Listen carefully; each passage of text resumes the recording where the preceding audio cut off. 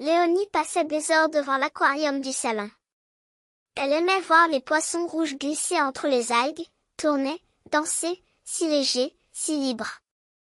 Mais dès que maman proposait d'aller à la piscine, Léonie trouvait mille excuses. « J'ai mal au ventre. »« Encore ?» soupirait maman.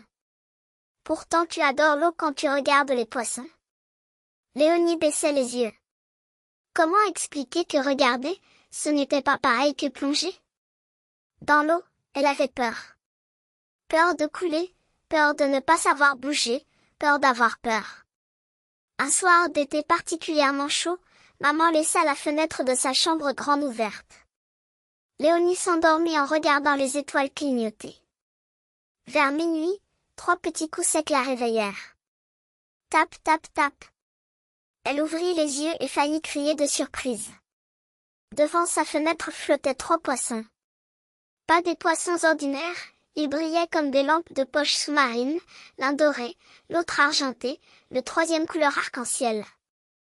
Et ils nageaient, dans l'air de sa chambre.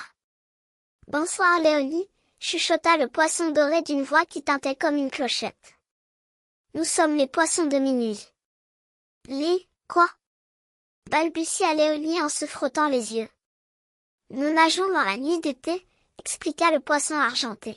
« Et nous cherchons des enfants qui aiment l'eau mais n'osent pas encore y plonger. »« Comment vous savez ça ?» demanda Léonie, étonnée. « On voit briller les rêves par les fenêtres ouvertes », dit le poisson arc-en-ciel.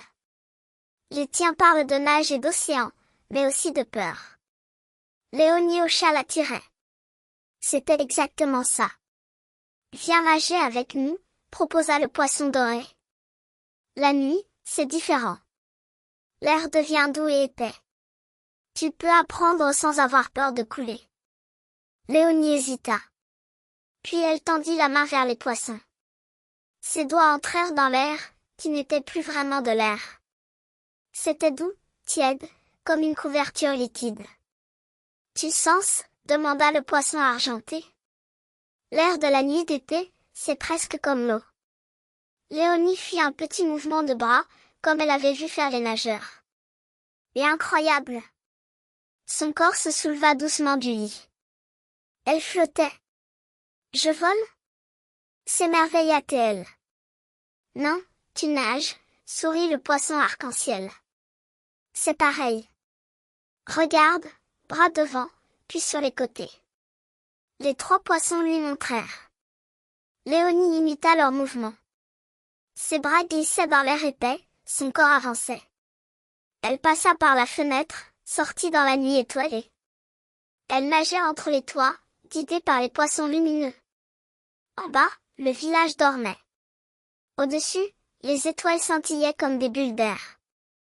Maintenant, les jambes, dit le poisson doré. Comme si tu marchais dans l'eau. Léonie essaya. Ses jambes battaient l'air nocturne, et elle avançait plus vite. Elle riait de bonheur. C'était facile, finalement. C'était même merveilleux. Pourquoi j'avais si peur, demanda-t-elle. Parce que le jour, il y a trop de bruit, trop de monde, trop de regards, expliqua le poisson argenté. La nuit, tu es juste toi et l'eau. C'est plus simple de comprendre. Ils nagèrent longtemps entre les nuages. Léonie apprit à plonger vers les arbres, à remonter vers la lune, à tourner sur elle-même. Son corps avait compris. Nager, c'était juste se laisser porter. Quand l'aube commença à rosir le ciel, les poissons brillèrent moins fort. On doit partir, dit le poisson arc-en-ciel. Mais tu sais nager maintenant. Tu te souviendras? Toujours, promit Léonie. Elle se réveilla dans son lit, la fenêtre ouverte. Avait-elle rêvé? Mais ses bras se souvenaient des mouvements. Son corps se souvenait de la légèreté. Ce jour-là, quand maman proposa la piscine, Léonie dit oui. Dans le vestiaire, son cœur battait fort. Mais elle ferma les yeux, imagina l'air de la nuit, les étoiles, les 3 poissons lumineux. Et elle plongea. L'eau l'accueillit comme l'air de minuit. Ses bras bougèrent tout seuls. Ses jambes aussi. Elle nageait. Léonie. Tu nages, cria maman, les yeux brillants. Léonie sourit sous l'eau. Elle pensait aux poissons de minuit. Ils avaient raison, nager la nuit ou le jour, dans l'air ou dans l'eau, c'était la même magie. Il suffisait d'oser se laisser porter.